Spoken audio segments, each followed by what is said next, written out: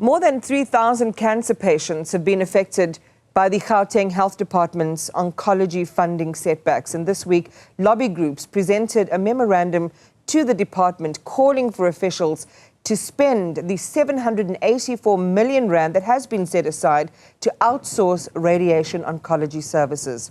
Newzroom Afrika's Karinda Jagmohan is with one patient, Thato Moncho.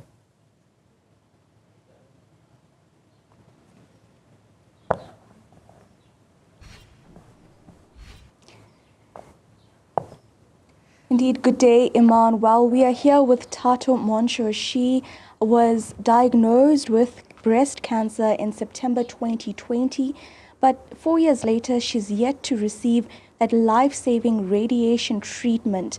She's gone through various stages of painful chemotherapy, but still right now, some of the cancer has spread to her lungs, and she needs that urgent radiation. We've been having a long discussion about the state of cancer treatment in South Africa, specifically here in Gauteng, and Thato joins me now. And you can see she's also a fitness instructor. And Thato, I believe that your passion for fitness also is what's helping you go forward. But tell me about the state of your treatment today compared to what you expected 4 years ago.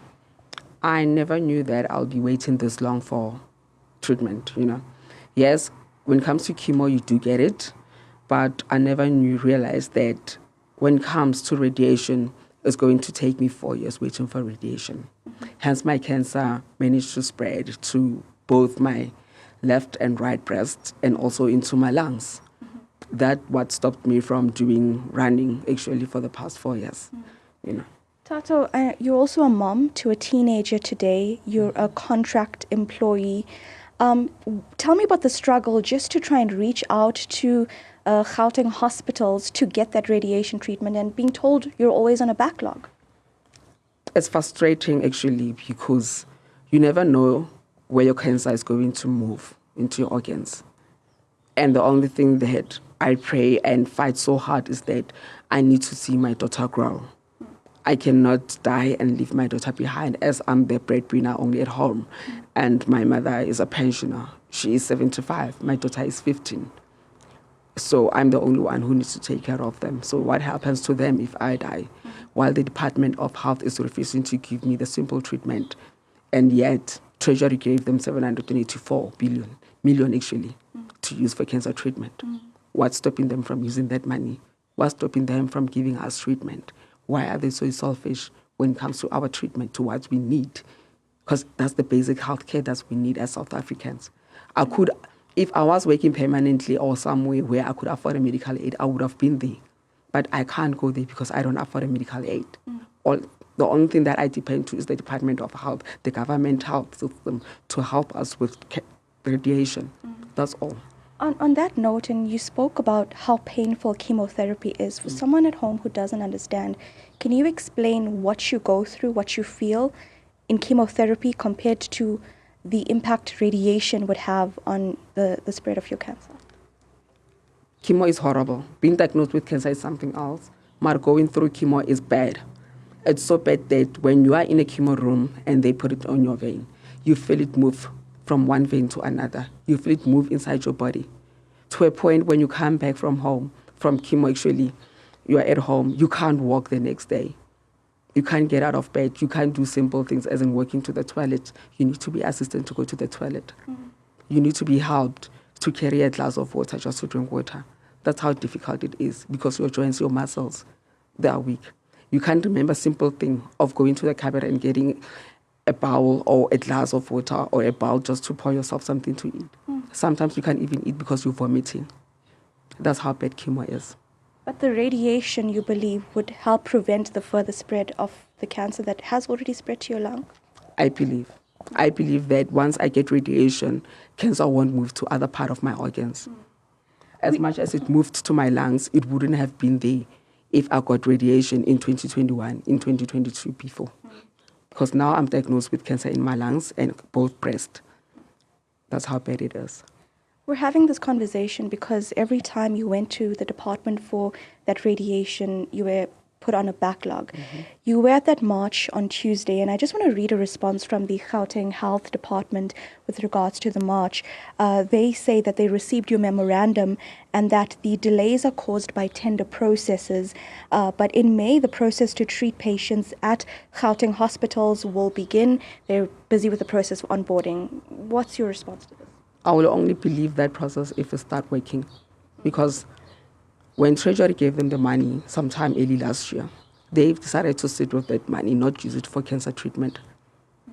So the only time that I would believe them is when I get a call from the Department of Radiation, not Department of Health, say, Thato, do go to Charlotte Maxeke and get your treatment.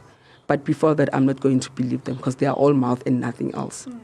That money, we need to use it for treatment, for cancer treatment. It's been allocated for cancer patient, not to buy equipment. There are 2 machines at the radiation department that they are supposed to be using, but they're not using it. They're not willing to get staff, but they're sitting on money. Why are they doing that? Why are they so selfish?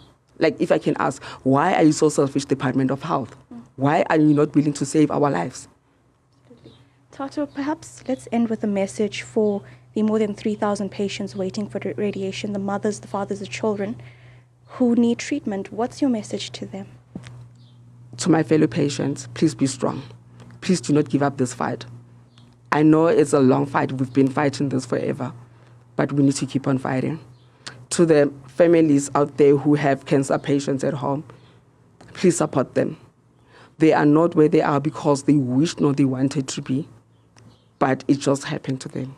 All I'm asking from you is that please support them. Take them out for picnics, to a park walk, a park jog, something, for them not to feel isolated from the world. It's painful for you not to have anyone taking care of you while you live with cancer, and yet you are being isolated as well from the world, and also the department not willing to give you treatment. So please support them in everything that they do. That's all I'm asking from you guys. Thato, thank you so much for bearing your soul with us. We really appreciate it. Thato Moncho, who is a fitness instructor. She is currently facing stage 3 cancer. She has a teenage daughter and she urgently needs radiation. The isolation for cancer patients is terrifying. Your own white blood cells are attacking your own immune system and you need treatment for this. Chemotherapy is extremely painful with those chemicals running through your veins. Radiation is one of the best options for certain cancer patients, many cancer patients, but those who rely on the public healthcare system are battling to get this treatment, like Thato, who now needs radiation before the cancer further spreads. It already has spread from her breast to her lungs, and she fears the further spread of this. The Gauteng Health Department spokesperson has declined an interview with Newzroom Afrika, referring only to a statement sent out after the memorandum of demands were delivered by patients. We've read out some of their responses, but the patients need urgent assistance, more than 3,000 across this province. Back to you. Karinda, I'm almost in tears, just listening to Thato share her experience. So real, what happens every single day, how this affects you moment to moment, what happens after the treatment, and just the debilitating impact of that, and the importance of having the treatment that is there available to so many people. That was really, really moving. And I also thought it was very powerful reading the responses of the health authorities to the people that are directly first-hand affected. That was really powerful viewing, Karinda. And thank you very much to Thato for, as you say, bearing her soul with the nation. Many thousands of patients looking to developments in the provision of cancer treatment. Thank you very much, Karinda Jagmohan.